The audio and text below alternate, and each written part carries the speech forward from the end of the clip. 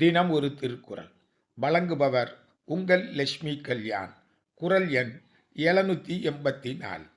இன்னைக்கு நண்பர்கள்லாம் எப்படி இருக்காங்கன்னு கேட்டால், சினிமாவுக்கு போகணும், படம் பார்க்கணும், சுற்றணும், அங்கே போகணும், ஹோட்டலுக்கு போகணும், நல்லா ஜாலியாக இருக்கணும், இன்னும் சில தீய பழக்கங்களுக்கு அடிமையாகி எப்பவும் சந்தோஷமாக இருக்கணும்னு நினைக்கிறாங்க.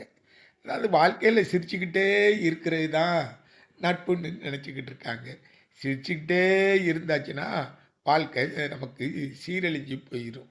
சிரிப்பும் இருக்கணும். நம்மளுடைய நட்புல சிரிப்பும் இருக்கணும். ஆனால் சிரிப்பு தான் இருக்கணுங்கிறது முக்கியம் இல்லை. அப்போ வேற என்ன இருக்கணும் அப்படின்னு வள்ளுவர்கிட்ட கேட்டால், இப்போ குறளை பார்ப்போமா?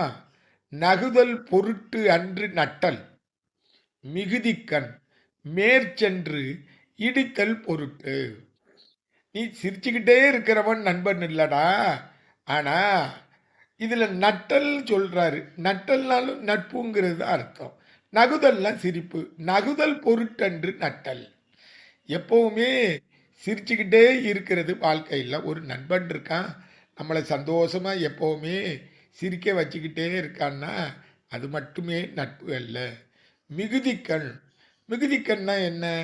நமக்கு துன்பம் வருகின்ற நேரத்தில், நமக்கு கஷ்டம் வருகின்ற நேரத்தில், நமக்கு துயரம் வருகின்ற நேரத்தில் மிகுதிக்கண். நம்ம அறியாமல் நமக்கு ஏதாவது ஒரு பிரச்சனை வருகின்ற நேரத்தில் மேற்சென்று. மேற்சென்றுன்னா என்ன? அது துன்பம் வருவதற்கு முன்கூட்டியே, முன்னாலேயே இடித்தல் பொருட்டு. ஏன்னா ஒரு குறள்ல சொல்லுவார், வருமுன்னர் காவாதான் வாழ்க்கை எரிமுன்னர் வைத்தாற் போல கெடும்னு. அதனால ஒரு நல்ல நண்பன் எப்படி இருக்கணும்னா, துன்பம் வர்றதுக்கு முன்னக்கூட்டியே நமக்கு எச்சரித்து, நம்மளை திருத்தி, நமக்கு அறிவுரை சொல்லி, எப்பா இதில் ஈடுபடாதடா, உனக்கு வாழ்க்கையில் மிகப்பெரிய பிரச்சனை வந்துடும் அப்படின்னு நம்மளை காப்பாற்றுறவன் தான் ஒரு நல்ல நண்பனாக இருக்கணும். அப்போ நண்பனுடைய கடமை என்ன அப்படின்னு பார்த்தாச்சுன்னா, சிரிச்சுக்கிட்டே இருக்கிறது மட்டும் இல்லை, நம்மளை சிந்திக்க வைக்கிறதும் தான் ஒரு நண்பனுடைய கடமை. அதனால தான் இடித்தல் பொருட்டுன்னாரு. நமக்கு புத்தி சொல்லணும், அறிவுரை சொல்லணும், நம்மளை திருத்தணும். அப்போ அவன் ஒரு ஆசிரியராக இருந்து நம்மளை நல்வழிப்படுத்தணும். நல்வழிப்படுத்துறது தான் ஒரு நண்பனுடைய ஒரு நல்ல கடமை. அப்படிப்பட்ட நண்பனைத்தான் நம்ம தேடி கண்டுபிடிச்சி அவனோட என்ன செய்யணும்? நட்பு கொள்ளணும்.